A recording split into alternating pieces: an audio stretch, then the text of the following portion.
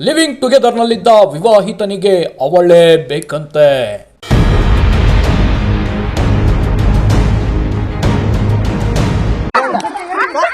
ರಿಲೇಶನ್ಶಿಪ್ಗೆ ಪೀಡಿಸುತ್ತಿದ್ದವನಿಗೆ ಮಹಿಳೆಯರಿಂದ ಬಿತ್ತು ಗೋಸ.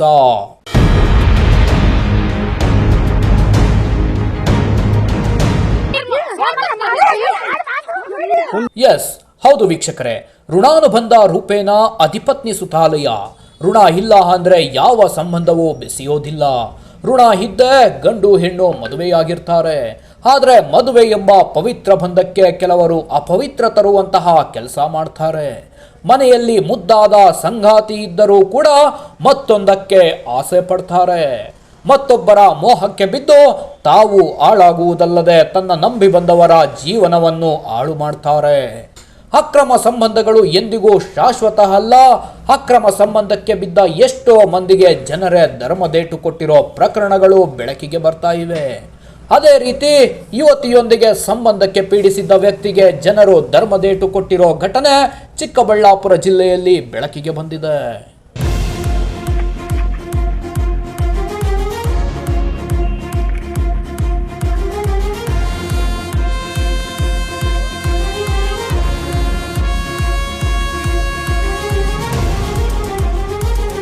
ಹೌದು, ಹೀಗೆ ಫೋಟೋದಲ್ಲಿ ತಾನು ಸೈಲೆಂಟ್ ಅಂತ ಪೋಸ್ ಕೊಡ್ತಾ ಇರೋ ಯುವಕನ ಹೆಸರು ಆನಂದ್ ಅಂತ.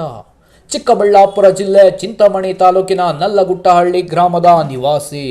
ಈತನಿಗೆ ಈಗಾಗಲೇ ಮದುವೆಯಾಗಿದೆ. ಹಾಗಿದ್ರೂ ಕೂಡ ಇವನಿಗೆ ಮತ್ತೊಬ್ಬಳ ಸಂಬಂಧ ಬೇಕು. ಈ ಮನ್ಮಥನಿಗೆ ಚಿಂತಾಮಣಿ ತಾಲೂಕಿನ ಕಟಮಾಚನಹಳ್ಳಿ ಗ್ರಾಮದ ಶ್ರಾವಣಿ ಎಂಬ ಯುವತಿ ಅದೇಗೋ ಪರಿಚಯವಾಗಿತ್ತು.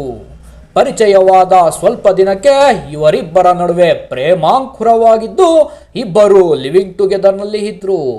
ಕೊನೆಗೆ ತಾನು ಮಾಡ್ತಾ ಇರೋದು ತಪ್ಪು ಅಂತ ಶ್ರಾವಣಿಗೆ ಗೊತ್ತಾಯ್ತೋ ಏನೋ, ಈ ಸಂಬಂಧವನ್ನ ಬ್ರೇಕಪ್ ಮಾಡಿಕೊಂಡು ಶ್ರಾವಣಿ ಬೇರೊಂದು ಮದುವೆಯಾಗಿದ್ಲು.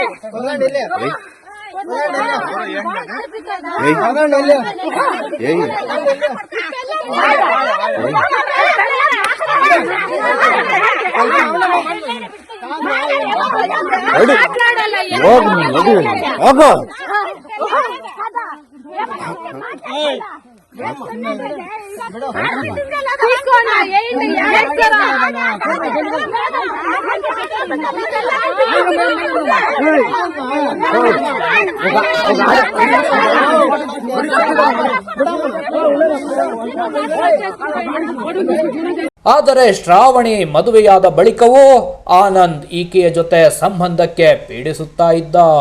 ಇದಕ್ಕೆ ಶ್ರಾವಣಿ ಒಪ್ಪದಿದ್ದಕ್ಕೆ ರೊಚ್ಚಿಗೆದ್ದಿದ್ದ ಆನಂದ್ ಶ್ರಾವಣಿಯೊಂದಿಗಿದ್ದ ಖಾಸಗಿ ಫೋಟೋಗಳನ್ನ ಊರೆಲ್ಲ ಹಂಚಿ ಕಿರಾತಕ ಬುದ್ಧಿ ತೋರಿಸಿದ್ದ.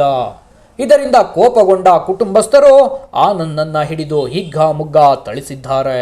ಸದ್ಯ ಈ ಸಂಬಂಧ ಚಿಂತಾಮಣಿ ಗ್ರಾಮಾಂತರ ಪೊಲೀಸ್ ಠಾಣೆಯಲ್ಲಿ ಪ್ರಕರಣ ದಾಖಲಾಗಿದ್ದು ತನಿಖೆ ಮುಂದುವರೆದಿದೆ.